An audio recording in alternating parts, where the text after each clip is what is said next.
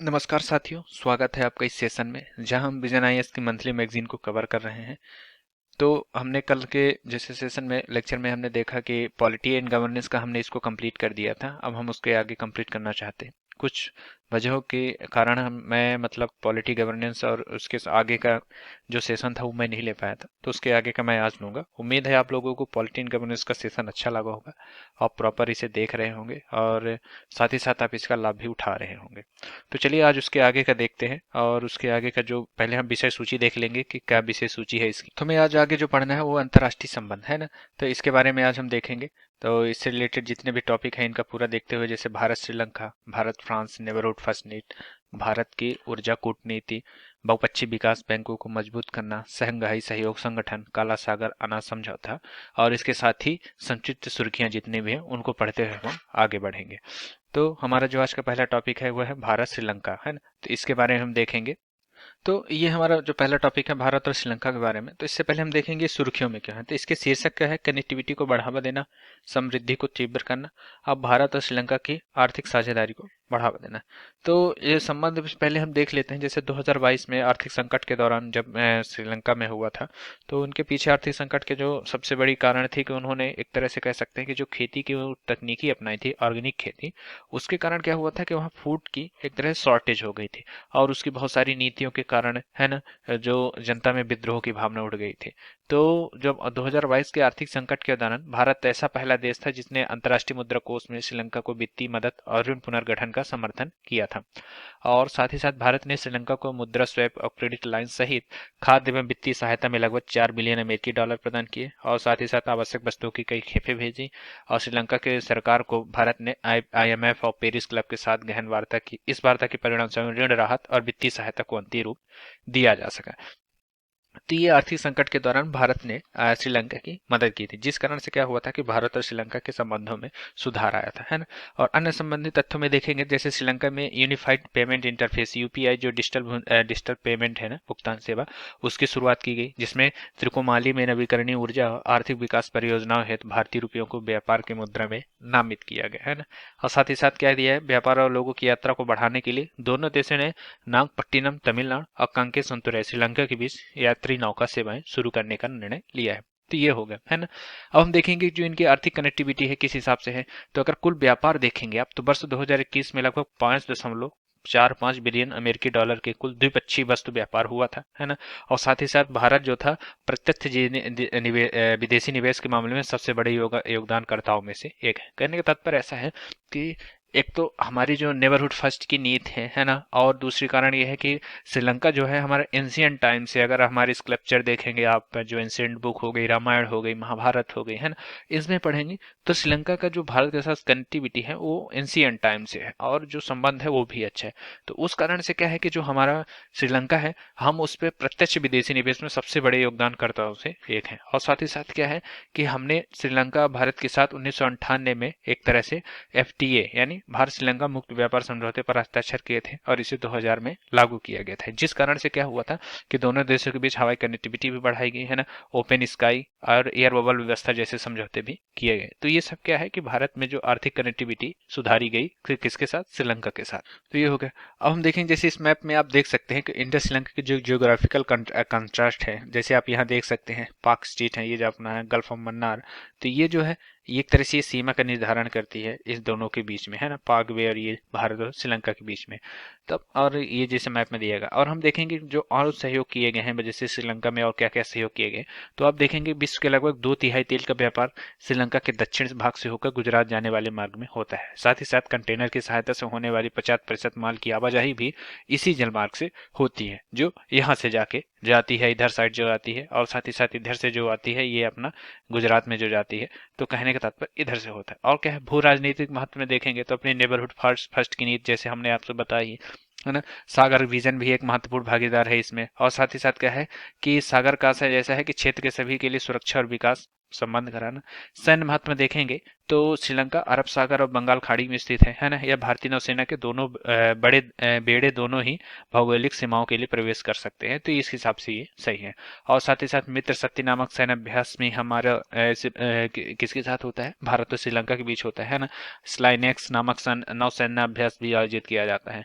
और साथ ही साथ हमारा सांस्कृतिक महत्व है, जैसे आप देखे होंगे कि जो हमारे महान सम्राट थे अशोक, है ना, मौर्य साम्राज्य के, तो उन्होंने क्या किया था कि श्रीलंका के साथ, जो उस टाइम पे सिलोन के नाम से जाना जाता था, तो वहाँ बौद्ध धर्म का प्रचार प्रसार किया है, जिस कारण से क्या है कि बौद्ध धर्म इन संबंधों का एक मजबूत आधार प्रदान करता है। और साथ ही साथ श्रीलंका में एक बड़ी संख्या में तमिल आबादी भी निवास करती है और भारत के तमिल लोगों के साथ इनके घनिष्ठ संबंध है। तो ये सब हो गया संबंध होंगे। अब देखेंगे मतभेद किस कारणों से है भारत और, क्योंकि अगर कहीं दोस्ती है तो वहाँ थोड़ा सा मन मुटाव भी होता है। तो जैसे विश्वास की कमी है भारत श्रीलंका के बीच में, है ना, क्योंकि क्या है, नागरिकों के मन में भारत के प्रति देश की भावना विकसित हो रही है। क्यों, जो ये आपके तमिल आबादी के कारण वहाँ तमिल को एक ये दिया जाए, क्या कह सकते हैं आपका, कि वो राइट दिया जाए। मत्स्य संबंधी विवाद होता है, जैसे कभी कभी ऐसा होता है कि भारत के जो मछुआरे हैं वो कैसे हैं कि सीमा रेखा को पार करके उस सीमा रेखा में चले गए, उनको कैद कर लिया जाता है, उधर की इधर आते हैं। तो ये संबंधी विवाद भी बहुत ज्यादा है। जैसे आप एक जान सकते हैं कि कच्चा तिबू है ना, एक करके द्वीप है जो भारत का था, लेकिन 1974 में एक समझौते के तहत श्रीलंका को सौंप दिया गया था। इस द्वीप पर तमिल मछुआरों को कई सदियों से मत्स्यायन परंपरा का अधिकार प्राप्त था, लेकिन जब ये एक तरह से श्रीलंका को पहुंच गया तो श्रीलंका ने इस पर गलत फायदा उठाया और वहां के मछुआरों को पकड़ के एक तरह से प्रिजन में डाल दिया। आर्थिक और राजनीतिक संकट भी है। चीन की बढ़ती उपस्थिति के कारण भी सामरिक मुद्दे, जो क्या हो रहा है कि चीन ने श्रीलंका के कोलंबो और हम्बनटोटा बंदरगाहों का निर्माण किया है ना। चीन के द्वारा इन बंदरगाहों के निर्माण से समुद्री रेल मार्ग के रूप में भाग लिया है। तो इन सब के कारण क्या हो रहा है, और साथ ही साथ तमिल मुद्दा जो है, ये सब एक तरह से भारत और श्रीलंका के संबंध में मतभेद करता है। आगे की राह में देखेंगे तो निरंतर प्रयास, है ना, क्षेत्रीय सहयोग से द्वारा मछुआरे संबंधित मुद्दों का स्थायी समाधान करके, आतंकवाद से निपट के, विश्वास पैदा करके, पीपल टू पीपल संपर्क करके हम भारत और श्रीलंका के बीच के जो भी मतभेद है, जो भी एक तरह से मनमुटाव है, उनको सुधार कर सकते हैं। और साथ ही साथ भविष्य में आने वाली जितनी भी एक तरह से सामरिक समझौते हो गए, एफटीए हो गए, इन सबको एक तरह से द्विपक्षीय व्यापार हो गए, इनको बड़े शांति तरीके से निपटाया जा सकता है। क्योंकि मनमुटाव अगर ज्यादा दिनों तक रहे, वो भी पड़ोसी से, तो वो अच्छा नहीं होता, क्योंकि वो अपने लिए ही नुकसान है। तो ये हो गया। अब हम देखेंगे कि भारत और फ्रांस, हमारा जो आज दूसरा टॉपिक है भारत और फ्रांस के बारे में, है ना। तो क्या है कि भारत और फ्रांस जो है, साझेदारी के 25 वर्ष हो गए, एक रणनीतिक साझेदारी की गई थी, है ना। तो क्या था ये कि भारत फ्रांस ने होराइजन 2047 फ्रेमवर्क शुरू किया है ना। इसके अंतर्गत क्या है, द्विपक्षीय संबंधों की दिशा तय करने के लिए एक रूपरेखा तैयार की गई है। तो होराइजन फ्रेमवर्क क्या है, ये रक्षा, परमाणु ऊर्जा, अंतरिक्ष और साथ ही साथ एकल उपयोग प्लास्टिक को खत्म करना और 5 वर्ष का शेंगेन वीजा जैसे विषय भी शामिल हैं। तो ये भारत फ्रांस के बारे में हो गया। और साथ ही साथ क्या है, दोनों देशों ने सुरक्षा, गृह और लोगों पर ध्यान केंद्रित करते हुए 3 स्तंभों को अपनाया है ना। ये स्तंभ अगले 25 वर्षों के लिए दोनों देशों के बीच द्विपक्षीय संबंधों का मार्गदर्शन करेंगे, है ना। अब देखेंगे भारत फ्रांस के संबंध में सहयोग क्या है, कि रक्षा क्षेत्र का आधुनिकीकरण, है ना। अगर आप देखेंगे कि ज्यादातर जो हमारी रक्षा डील होती है ना, तो उसमें क्या है, रूस के बाद जो स्थान आता है आपका यूएसए, और इनमें भी अब फ्रांस का भी आता है। फ्रांस ने हमें जैसे P-75 स्कॉर्पियन प्रौद्योगिकी हस्तांतरण की, राफेल विमान हमको दिए, है ना। और क्या है कि ये रक्षा उपकरणों का निर्यात करने का दूसरा सबसे बड़ा बनकर उभरा है। तो इस तरह से, है ना, ये हमें महत्वपूर्ण प्रौद्योगिकी की भी हस्तांतर करता है। आर्थिक सहयोग में देखेंगे, भारत में फ्रांस के 11वां सबसे बड़ा विदेशी निवेशक है ना। इसने अप्रैल 2020 से लेकर सितंबर 2022 तक लगे करीब 10,389 मिलियन अमेरिकी डॉलर एफडीआई स्टॉक का निवेश किया है। हाल ही में भारत में एनपीसीआई इंटरनेशनल पेमेंट लिमिटेड और फ्रांस के लायरा कलेक्ट के मध्य समझौता हुआ, जिसके तहत क्या होगा कि फ्रांस एवं यूरोप में यूनिफाइड पेमेंट सिस्टम इंटरफेस आधारित सेवाओं की शुरुआत की गई है। जिससे क्या होगा कि अपना जो पेमेंट का सिस्टम होगा, उसे आप डॉलर के अलावा भी पेमेंट कर दिया सकता है।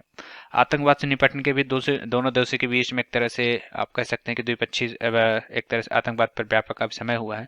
इसको अपनाने के लिए मिलकर कार्य करने का संकल्प लिया है। विकास को बढ़ावा देना, है ना। फ्रांसिस डे डेवलपमेंट ने भारत को 200 मिलियन यूरो आवंटित किए, है ना। जलवायु परिवर्तन का सामना करना, सामरिक स्वायत्ता, अंतर्राष्ट्रीय सहयोग आदि के तहत भारत का और अमेरिका के साथ द्विपक्षीय संबंध, भारत और फ्रांस के साथ द्विपक्षीय संबंध हुए हैं।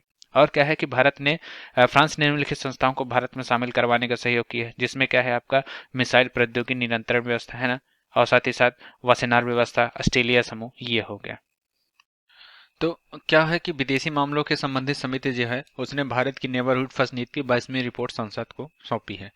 तो हम देखेंगे कि जो नेबरहुड फर्स्ट नीति है उसकी क्या आधार है, किस हिसाब से इसको तैयार किया गया है।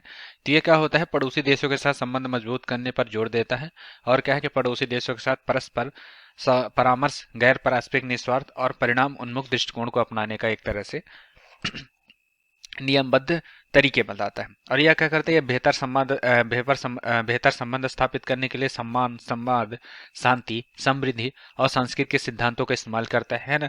यह नीति निम्नलिखित उद्देश्यों की पूर्ति करती है, जैसे बाह्य खतरों को बेहतर ढंग से प्रतिबंधित करना, संयुक्त राष्ट्र जैसे बहुपक्षीय मंचों को आवश्यक समर्थन प्राप्त करना और संबंधित क्षेत्र में चीन के प्रभाव को कम करना। इस आधार पर पड़ोसी देश के साथ भारत को निम्नलिखित संबंधों में चुनौतियों को देखना पड़ता है। पहला क्या है, पड़ोसी देशों की अस्थिरता। अस्थिरता से तात्पर्य ऐसा है कि भारत के जो पड़ोसी देश हैं उनमें क्या है कि अस्थिरता प्राय बनी रहती है। उदाहरण के लिए जैसे आप देखेंगे कि पाकिस्तान देखेंगे, वहां सैन्य तख्तापलट होता रहता है, वहां कोई सरकार मतलब कंटिन्यू सर्व नहीं कर पाती है। और आप देखेंगे इधर आप म्यांमार में देखेंगे, वहां भी ऐसे सैन्य तख्तापलट है।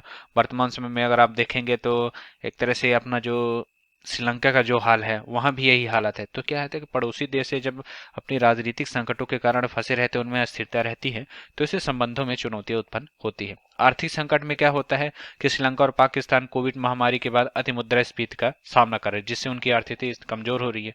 इस कारण से भी दिक्कत होती है। तो ये हो गया। और क्या है, सीमा संबंधी मुद्दे, जैसे भारत का पड़ोसी देशों के साथ बेहतर संबंध स्थापित करने का एक प्रमुख बाधा सीमा के उदाहरण, जैसे पाकिस्तान नेपाल के साथ कश्मीर व काला पानी विवाद, और पाकिस्तान एवं बांग्लादेश के साथ समुद्री विवाद आदि, और साथ ही साथ चाइना के मुद्दे देख सकते हैं। तो ये सीमा संबंधित मुद्दे जो होते हैं वो बहुत ही ज्यादा नुकसानदेह होते हैं। सीमा पार घुसपैठ के अवैध प्रवासन से संबंधित मुद्दे होते हैं, नदी जल का बंटवारा। तो ये सब क्या होते हैं कि भारत के पड़ोसी देशों के साथ प्रमुख संबंधों में चुनौतियां उत्पन्न सॉरी चुनौतियां उत्पन्न करते हैं। अब बेहतर पड़ोसी नीति के लिए क्या समिति ने सिफारिश भी दी है, उन सिफारिशों पर ध्यान देंगे। तो पहला क्या है, सीमा संबंधी और संरचना में सुधार। इसके लिए चेक पोस्ट, सीमा शुल्क स्टेशन और बॉर्डर हाट बनाए जाने चाहिए, है ना। लोगों के बीच संबंधों में सुधार, इससे कैसे कर सकते हैं, पर्यटन को प्रोत्साहित करके और सभी पड़ोसी देशों से समान संस्कृति और ऐतिहासिक संबंधों को साझा करके, है ना। और साथ ही साथ क्या कह सकते हैं कि राजनयिक स्तर पर संबंध स्थापित करने के लिए तैयार है, ताकि उभरती हुई चुनौतियों का समाधान किया जा सके। और पहले से चल रहे उपायों जैसे मानवतावादी सहायता, विकासात्मक परियोजना का कार्यान्वयन, लाइफ ऑफ क्रेडिट की व्यवस्था आदि को जारी रखना चाहिए, जिससे क्या रहे कि अपने पड़ोसी देशों के साथ प्रॉपर संबंध बना रहे। और निष्कर्ष में देखेंगे तो भारत क्या है, भारत के पड़ोसी देश अलग अलग जैसे ऐतिहासिक, सांस्कृतिक, भाषाई और भौगोलिक कारकों को साझा करते हैं तथा उनकी नीतियों को सभी पर परस्पर प्रभाव पड़ता है। इसलिए इन देशों में मैत्रीपूर्ण संबंध बनाए रखना और भारत की समृद्धि को विकास के लिए आवश्यक हो जाता है।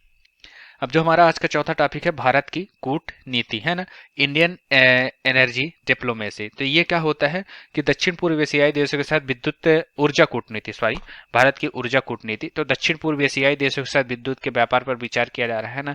यह म्यांमार और थाईलैंड के माध्यम से किया जाएगा, ताकि धीरे धीरे अपना जो एक्सपेंड हो सकता है वो बढ़ाया जा सके।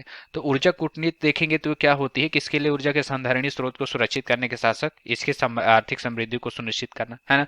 साथ ही साथ क्या है, राष्ट्रीय खतरों को और जोखिमों को कम करना, उन्हें समाप्त करना और ऊर्जा क्षमताओं को विदेश नीति के एक साधन के रूप में प्रयोग करना। तो ये हो गया। अब हम देखेंगे कि भारत को ऊर्जा कूटनीति को कैसे अपना रहे हैं। जैसे विद्युत पारेषण, इसमें क्या कर रहा है कि भारत 2014 में हस्ताक्षरित विद्युत सहयोग सार्क समझौते का हिस्सा है ना। भारत, नेपाल, भूटान, बांग्लादेश को विद्युत निर्यात करता है और साथ ही साथ विद्युत के आयात सीमा पार के लिए दिशा निर्देश 2008 जारी किया है। नवीकरणीय ऊर्जा पर्यटन, इसके लिए one grid, one sun one grid, one world one grid की पहल लाई है, जिसकी क्या है कि सभी ग्रिडों को एक साझे ग्रिड के साथ जोड़ा जाएगा। इसका उपयोग नवीकरणीय ऊर्जा के स्थानांतरित करने के लिए किया जाएगा। तो ये है। और साथ ही साथ क्या है, पाइप कनेक्टिविटी के माध्यम से तुर्कमेनिस्तान, अफगानिस्तान, पाकिस्तान, भारत तापी पाइपलाइन की परियोजना के अंतर्गत तुर्कमेनिस्तान से सीधे तीनों देशों के लिए प्राकृतिक गैस भेजा जाएगा। परमाणु ऊर्जा सहयोग, भारत अमेरिका सैन्य परमाणु समझौता, भारत जापान सैन्य परमाणु समझौता, जल विद्युत सहयोग, है ना, ताला, चूखा, करीचू, मंगदेहू और जल विद्युत संयंत्रों से विद्युत आयात करना, भारत नेपाल की जल विद्युत परियोजनाओं को शामिल करना। इससे महाकाली संधि, ऊपरीकरण परियोजना और अरुण परियोजनाएं शामिल हैं।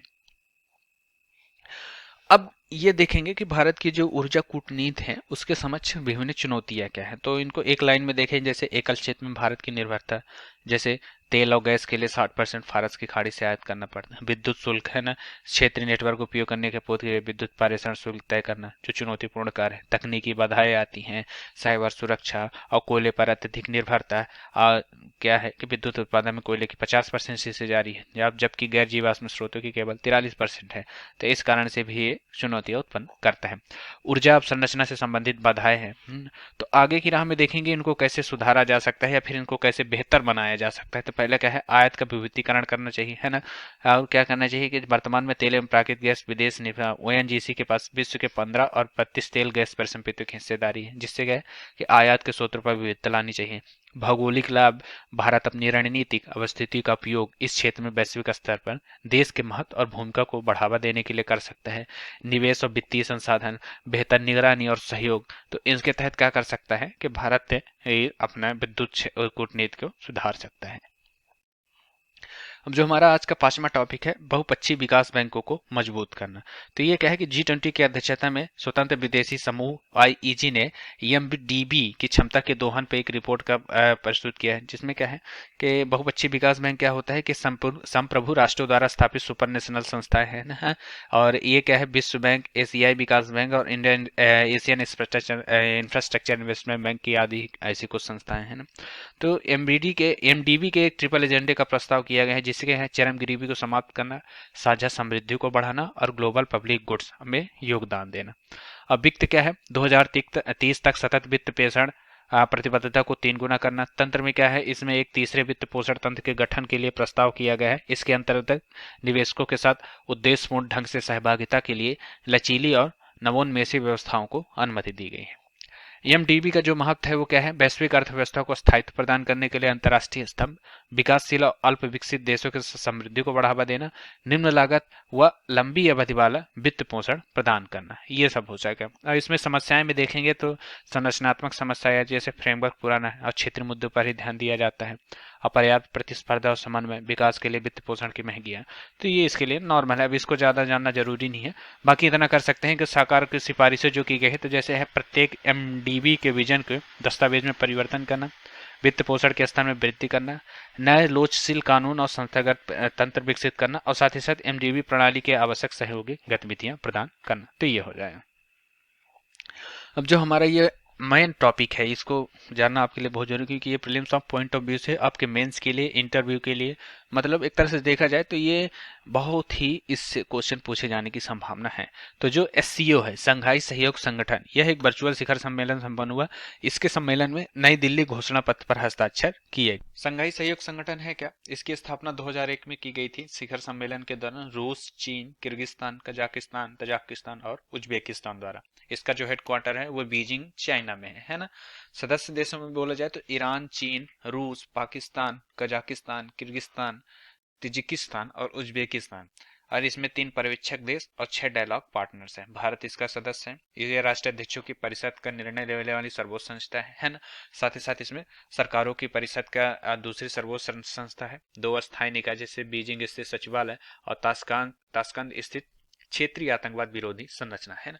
इसका प्रमुख लक्ष्य और उद्देश्य देखेंगे तो क्या है, सीमा सुरक्षा संबंधी चिंताओं का समाधान है ना, सीमा संबंधी मुद्दों का समाधान, सैन्य सहयोग, खुफिया जानकारी साझा करना, आतंकवाद का मुकाबला करना और ऊर्जा, परिवहन और शिक्षा क्षेत्र में सहयोग करना। तो यह है संघाई सहयोग सम्मेलन, जिसकी स्थापना कब हुई थी, 2021 में, नहीं सॉरी 2001 में। और इसका हेडक्वार्टर कहाँ है, बीजिंग चाइना में। शिखर सम्मेलन के मुख्य विशेषताएं में देखेंगे तो इसमें टूवर्ड्स ए सिक्योर, यहाँ सिक्योर से क्या आशा है, नागरिकों की रक्षा, security of citizen, economic development, connectivity of the region, unity और respect of sovereignty and integrity, और क्या है, एनवायरमेंट प्रोटेक्शन। जिससे क्या हो रहा है, भारत ने इस शिखर सम्मेलन के जो अध्यक्षता में किया था, वर्चुअल माध्यम से आयोजित किया था इसके, और इसके ईरान को नए सदस्य देश के रूप में शामिल किया गया है ना। एससीओ क्षेत्रीय आतंकवाद रोधी संगठन रैट्स की प्रभावी गतिविधियों पर भी ध्यान देता है।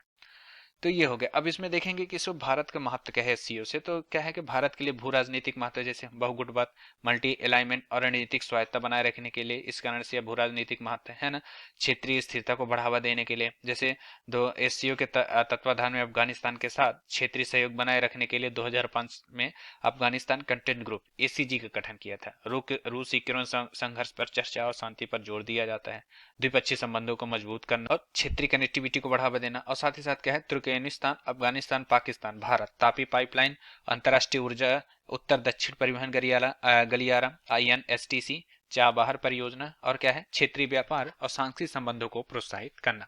और जैसे भारत ने एससीओ के साथ सहयोग के लिए निम्नलिखित 5 स्तंभों के साथ फोकस क्षेत्र पर सृजन किया है। जैसे पहला है स्टार्टअप और नवाचार, है ना, डिजिटल समावेशन, युवाओं को सशक्त बनाना, परंपरागत चिकित्सा तथा साझी बौद्ध विरासत। काशी को एससीओ की पहली पर्यटन और संस्कृत राजधानी घोषित किया गया। और क्या है, आतंकवादी रोधी प्रयासों को बढ़ावा देना, मादक पदार्थों के अवैध व्यापार को निपटना और सामरिक खनिजों संसाधन तक पहुंचती होगी। अभी इसके साथ साथ देखेंगे कि इतने फायदे तो हैं इसके, लेकिन इसमें चुनौतियां क्या क्या है। तो पहला है सदस्य देशों के तहत द्विपक्षीय मुद्दे। चीन की अध्यक्षित सक्रियता से क्या है, शक्ति स्तंभों के संतुलित कर रही है। पश्चिमी विरोधी समूह, एक पश्चिमी विरोधी गठबंधन है, इसके कारण व्यापक वैश्विक सहयोग के समझ चुनौतियां उत्पन्न होती हैं। भारत के राष्ट्रीय हित के समक्ष खतरा उत्पन्न करने वाली परियोजना जैसे one belt and road initiative, SCO का समर्थन भारत के राष्ट्रीय हितों को खतरे में डालता है ना। संरचनात्मक चुनौती, किसी भी द्वीपीय विवाद को हस्तक्षेप नहीं किया जा सकता। चीन रूस संबंधों को मजबूत होना, तो ये सब इसमें चुनौती है। आगे की राह में क्या किया जा सकता है इसके सुधार के लिए, विकास के लिए बहुपक्षवाद का सहारा लेना, है ना, सुविधाकर्ता के रूप में काम करना, राष्ट्रीय हित को बढ़ावा देना, विदेशी नीति को स्वायत्त बनाए रखना और रचनात्मक सुधार करना, जिससे क्या होगा कि इस दृष्टिकोण से एससीओ के असहमत की बजाय समझौतों का मंच बनाया जा सके। तो ये आपके लिए एससीओ हो गया। आज का जो हमारा 7वां टॉपिक है वो है काला सागर अनाज समझौता, ब्लैक सी ग्रेन डील। तो ये क्या है कि रूस ने काला सागर अनाज समझौते से ये अलग हो गया है। तो ये इसमें आप देख सकते हैं कि यूक्रेन से ये पूरा साउथ वेटिंग एरिया से नॉर्थ एक्सेप्टेरिया तक, इस्तांबुल तक ये पूरा जाता था। ये ब्लैक सी हो गया है। तो ये जो है ना, इसमें क्या है कि रूस ने दावा किया है कि इस समझौते पर उसके तहत किए गए वादों को पूरा नहीं किया, साथ ही उस पर लगाए गए कई प्रतिबंधों के कारण उसे अभी भी अपने कृषि उत्पादों को और उर्वरकों के निर्यात में परेशानी का सामना करना पड़ा। और साथ ही साथ क्या है, समझौते से यूक्रेन के मुख्य रूप से उच्च एवं मध्यम आय वाले देशों को निर्यात किया जाता है और गरीबी देशों पर केवल 3% ही निर्यात किया जाता है। इन सभी के कारण रूस ने इससे अलग होने का निर्णय किया है। अब हम देखेंगे जो काला सागर अनाज समझौता है वो है क्या। तो काला सागर अनाज समझौता क्या है, जुलाई 2022 में रूस और यूक्रेन के बीच संपन्न हुआ। इस समझौते में संयुक्त राष्ट्र और तुर्की ने मध्यस्थता की, है ना, खाद्य कीमतों की वृद्धि को रोकने की दिशा में ये किया गया था, है ना। और साथ ही साथ क्या है, इसके फलस्वरूप क्या हुआ, आपूर्ति श्रृंखला बाधित होने के कारण हुई थी ये। यूक्रेन ने 3 बंदरगाहों अर्थात चेर्नोमास्क, ओडेसा और यजनी पीवडेनी से यूक्रेनी निर्यात के लिए सुरक्षित समुद्री मानवीय गलियारे की प्रावधान करता है। और साथ क्या हुआ था कि यह समझौते की शुरुआत 120 दिनों के अवधि के लिए किया गया था और इसे बढ़ाने या समाप्त करने का विकल्प भी शामिल किया गया था। फिलहाल इसे 2 बार बढ़ाया गया। समझौते समाप्त होने के कारण क्या है, खाद्य पदार्थों की कीमतों में वृद्धि, यूक्रेन के किसानों पर प्रभाव, गरीबी पर आसमान प्रभाव, भारत के खाद्य तेल पर प्रभाव और उर्वरकों की कमी। इस कारण से इसको एक तरह से बंद किया गया। आगे की राह में देखेंगे तो विवाद के समाधान है तो अंतर्राष्ट्रीय सहयोग किया जाए, ताकि अंतर्राष्ट्रीय सहयोग की आवश्यकता से क्या है, बढ़ते विवाद को सुलझाया जा सके। संयुक्त राष्ट्र को मजबूत करना, उसमें सुधार करना, जिससे रूस यूक्रेन युद्ध, जलवायु परिवर्तन और मानवाधिकार संबंधी मुद्दों से अंतर्राष्ट्रीय समुदाय का प्रतिनिधित्व करने के लिए संयुक्त राष्ट्र में सुधार की आवश्यकता है। और वैश्विक खाद्य आपूर्ति श्रृंखला को मजबूत करना। तो ये होगा।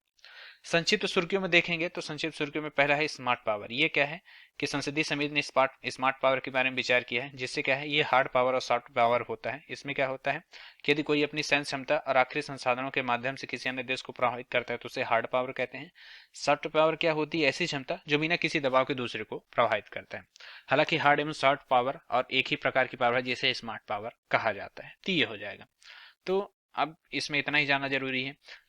और संयुक्त राज्य अमेरिका भारत के लिए रणनीतिक स्वच्छ ऊर्जा साझेदारी, अगर इसको आप देखेंगे तो US Indian climate and clean energy agenda 2023 के पार्टनरशिप के तहत शुरू की गई है। 2 ट्रैक संलग्नकर्ताओं में से यह एक रूप में की गई है ना।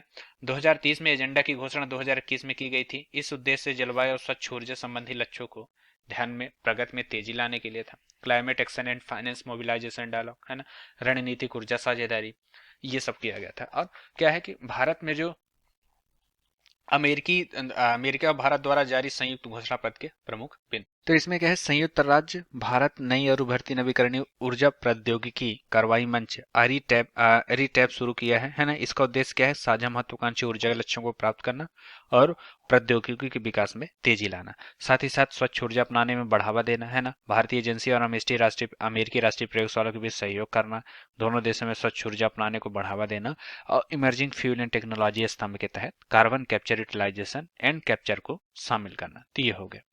अब क्या है, भारत और यूएई, इसमें क्या है कि भारत ने यूएई के साथ मुद्रा व्यापार के समझौते पर हस्ताक्षर किया है ना। तो भारत के प्रधानमंत्री के संयुक्त अरब अमीरात की राजकीय यात्रा में एक प्रमुख बिंदु क्या आए थे, स्थानीय मुद्रा निपटान LCSS है ना, फ्रेमवर्क की स्थापना के समझौते पर हस्ताक्षर किए। इसका उद्देश्य क्या है, सीमा पार लेन देन के लिए भारतीय रुपए और यूएई में एईडी को बढ़ावा देना, दीरहम को, है ना। और साथ ही साथ क्या है, इनवॉइस जारी करने और भुगतान करने में सक्षम बनाएंगे, जिससे आईएनआर एईडी विदेशी मुद्रा बाजार के विकास को बढ़ावा मिलेगा और स्थानीय उपयोग के निवेश को भी बढ़ावा मिलेगा। तो ये हो गया आपके लिए। और चौथा जो है अपना शॉर्ट इन न्यूज में, बहुक्षेत्रीय तकनीकी और आर्थिक सहयोग के लिए बंगाल की खाड़ी का पहल बिस्मेटिक, है ना। तो ये भी एक तरह से बहुत जरूरी है, इसके बारे में आप बिस्मेटिक के बारे में जो पढ़ेंगे, bay of Bengal initiative for multi sectoral technical and economic corporation, बिस्मेटिक। तो ये क्या है, एक तरह से बिस्मेटिक क्या है, विदेश मंत्रियों के साथ थाईलैंड में बैठक संपन्न हुई है ना। भारत ने थाईलैंड की राजधानी बैंकॉक में बिस्टेक के विदेश मंत्रियों के साथ पहली बैठक बात की है। इसमें क्या है, बिस्मेटक जो है एक क्षेत्रीय संगठन है, ये जानना जरूरी है आपके लिए। इसकी स्थापना 1977 में बैंकॉक घोषणा के हस्ताक्षर पर की गई थी। इसका सचिवालय जो है बांग्लादेश के ढाका में है। तो ये हो गया। इसके महत्व में देखेंगे, बिस्मेटिक के महत्व में, तो बिस्मेटिक के इस समूह की वैश्विक जनसंख्या में 22% की हिस्सेदारी है। इसका जीडीपी में $2.7 ट्रिलियन का एक तरह से योगदान है। विश्व का एक चौथाई व्यापारिक माल हर साल बंगाल की खाड़ी से होकर गुजरता है। इसका मुख्य फोकस किसमें है, व्यापार, प्रौद्योगिकी, ऊर्जा, परिवहन, पर्यटन और मत्स्य पालन में। तो ये है। तो प्रारंभ में क्या था, इन 4 सदस्य राष्ट्रों बांग्लादेश, भारत, श्रीलंका और थाईलैंड के नाम से इसका किया गया था। तब इसका संक्षिप्त नाम बिस्ट EC था, है ना। म्यांमार 1997 में शामिल हुआ, नेपाल 2004 में और भूटान 2004 में। तो इस संगठन में शामिल होने के बाद 2004 में इसका नाम क्या रख दिया गया, बिम्स्टेक रख दिया गया, है ना, बिम्स्टेक। तो बिम्स्टेक के संस्थापक सिद्धांत में क्या थे, संप्रभु समानता, क्षेत्रीय अखंडता, राजनीतिक स्वतंत्रता, आंतरिक महल में हस्तक्षेप की नीति, शांतिपूर्ण सहायता और पारस्परिक लाभ आधारित है। तो ये हो गया। अब भारत के लिए इसमें क्या महत्व है, जो भारत की नेबरहुड फर्स्ट पॉलिसी और इस पॉलिसी है ना, उसको लक्ष्यों को प्राप्त करने में सहयोग करता है। बांग्लादेश और म्यांमार जैसे देशों के सहयोग से स्थल रुद्ध पूर्वोत्तर भारत के क्षेत्रों में बेहतर ढंग से किया जाता है ना। इस समूह के सदस्यों की सक्रिय भागीदारी से बंगाल की खाड़ी को समुद्री डकैती से मुक्त बनाया जा सकता है ना। यह मंच भारत को क्षेत्र में चीनी निवेश की प्रति संतुलित करने के लिए रचनात्मक एजेंडे को आगे बढ़ाने की अनुमति देता है, और साथ ही साथ बिम्स्टेक में संबंधित चुनौतियों में आंतरिक आर्थिक एकीकरण का भाव है और खराब बुनियादी ढांचे का भी व्यापार बाधा में नुकसान है। अब है ये अपना 5वां टॉपिक जो है ग्लोबल क्राइसिस रिस्पॉन्स ग्रुप। तो ये उतना जरूरी नहीं है, इसको आप निगलेक्ट कर सकते हैं। स्वच्छ ऊर्जा मंत्री, तो ये इतना बचना है कि भारत ने 14वीं स्वच्छ ऊर्जा मंत्री स्तरीय कैम 14 और 8वीं मिशन इनोवेशन MI8 की बैठक की मेजबानी की है। कैम 14 एंड MI8 की जो थीम थी, स्वच्छ ऊर्जा को मिलाकर आगे बढ़ना, है ना। तो क्लीन एनर्जी मिनिस्ट्रियल क्या है ये, तो ये क्या है कि कुछ स्तरीय वैश्विक मंच है। यह वैश्विक स्तर पर स्वच्छ ऊर्जा आधारित अर्थव्यवस्था को प्रोत्साहित करता है और क्या करता है, स्वच्छ ऊर्जा प्रौद्योगिकी को बढ़ावा देने वाली नीतियों और कार्यक्रमों का समर्थन करता है। सदस्यता में देखेंगे तो भारत सहित कुल 29 देश सदस्य हैं इसमें, जिसमें भारत भी इसका सदस्य है। और अन्य प्रमुख तथ्य में देखेंगे तो ये आपसी सहभागिता एक स्वतंत्र सचिवालय द्वारा समन्वय किया जाता है ना। इसकी मेजबानी पेरिस स्थित अंतर्राष्ट्रीय एजेंसी द्वारा किया जाता है, IEA द्वारा। इसके 3 प्रमुख स्तंभ कौन कौन से हैं, CEM ministerial, CEM work programme और कैम सचिवालय। तो ये आपके लिए इतना हो गया। अब क्या है, comprehensive and progressive agreement for trans Pacific partnership, CPTPP। तो यूनाइटेड किंगडम ने CPTPP में शामिल होने की संधि पर हस्ताक्षर किए हैं, है ना। यह एक FTA है, मुक्त व्यापार समझौता है, जो वर्ष 2018 में 11 देशों के बीच इस समझौते पर सहमति बनी कि Australia, Brunei, Canada, Chile, Japan, Malaysia, Mexico और न्यूजीलैंड, पेरू, सिंगापुर और वियतनाम में एक तरह से सहयोग करेंगे। सॉरी CPTPP के सभी 11 देश एशिया प्रशांत आर्थिक सहयोग के सदस्य हैं, है ना। यूनाइटेड किंगडम में शामिल होने वाला यह 12वां सदस्य है। साथ ही इसकी स्थापना के बाद इसमें सम्मिलित होने वाले यूरोप का ये पहला देश है। तो ये हो गया। अब इसमें शामिल होने से भारत को क्या लाभ हुआ, अगर हम ये देखेंगे तो प्रतिस्पर्धात्मकता, टैरिफ कम होने से निर्यात कम खर्चीला हो जाता है। इससे भारतीय व्यवसाय को हिंद प्रशांत बाजारों में कम लागत पर प्रतिस्पर्धा करने का अवसर मिलेगा, नए ग्राहकों को तक पहुंच बढ़ेगी। और साथ ही साथ अगर आप देखेंगे तो बाजार की पारदर्शिता और स्थिरता, CPTPP के लिए भारतीय भागीदारी देशों के साथ बाजारों में व्यापार करने के लिए भारतीय सेवा और आपूर्तिकर्ताओं को बेहतर सुरक्षा प्रदान करता है और पूर्वानुमान और पारदर्शिता होती है। इसके महत्व में जैसे हम देखेंगे तो यह विश्व के 500 मिलियन उपभोक्ताओं को वैश्विक तथा घरेलू उत्पाद GDP में 13.5 का योगदान देता है ना, प्रतिशत का, जो एक व्यापारिक समूह है। और यह पर्यावरण और श्रम अधिकारों को सुनिश्चित करता है और ये अधिकार विवाद समाधान द्वारा लागू किए जाते हैं। तो CPTPP सदस्य देशों के भीतर करीब 98% वस्तुओं को निर्यात पर प्रशुल्क को समाप्त करता है और बाधाओं को कम करता है। जैसे आपको पता है ये FTA है, फ्री ट्रेड एग्रीमेंट है, तो इससे बहुत ही ज्यादा सदस्य देशों को फायदा होता है। भारत इसका सदस्य नहीं है। तो भारत सिर्फ ऐसा क्यों नहीं है, इसमें क्या है कि कृषि क्षेत्र में किसानों को लगातार सस्ते सब्सिडी वाले निर्यात के कारण बाजार से बाहर होने वाले खतरे का सामना करना पड़ेगा। भारत की जैविक दवा बाजार को नकारात्मक रूप से प्रभावित करेगा और भारत का विनिर्माण क्षेत्र शुल्क मुक्त व्यवस्था के आयत से प्रतिस्पर्धा करने के सक्षम नहीं है। तो इस कारण से भारत इसका सदस्य नहीं है। 8वां जो टॉपिक है यूरोपियन स्काई सील इनिशिएटिव, ये क्या है, ऑस्ट्रिया और स्विट्जरलैंड ESSI में शामिल हो गए हैं ना। इसका लक्ष्य क्या है, नाटो की एकीकृत वायु मिसाइल रक्षा को मजबूत करने के लिए एक यूरोपीय वायु मिसाइल परीक्षा प्रणाली स्थापित करना है। तो पिछले वर्ष रूस द्वारा यूक्रेन का आक्रमण करने के बाद जर्मनी ने इस पहल का नेतृत्व किया था, है ना, जिसमें ESSI की संख्या कितनी हो गई है, 19। तो ये हो गया। अब क्या है, अर्केनियन द्वीप अर्केनियन द्वीप क्या है, यूनाइटेड किंगडम से अलग होकर नॉर्वे द्वारा एक स्वशासित राज्य क्षेत्र बनने की अपनी मंशा प्रकट की है। यह द्वीप स्कॉटलैंड के उत्तर पूर्व तट पर स्थित है ना। और यह लगभग 70 छोटे द्वीपों का समूह है जिसमें केवल 20 पर ही मनुष्य की बसावट है। और यह 15वीं शताब्दी के अंत तक नॉर्वे और डेनमार्क शासन के अधीन था, इसके बाद स्कॉटलैंड के अधीन आ गया। तो ये हो गया। तो इस तरह उम्मीद है आप लोगों को आज का ये टॉपिक अच्छा लगा होगा ना। ये यहाँ से हमारा लास्ट हो गया। अब जो हम कल आएंगे तो इसमें इकोनॉमिक या फिर आपके इन्वायरमेंट का सेशन लेके आएगा। तो अगर आपको अच्छा लगे तो आप दोस्तों के साथ शेयर करें, उनको बताएं जिससे उनको भी लाभ हो, और इसी तरह आप जुड़े रहें। धन्यवाद सब सभी लोगों का। बाय।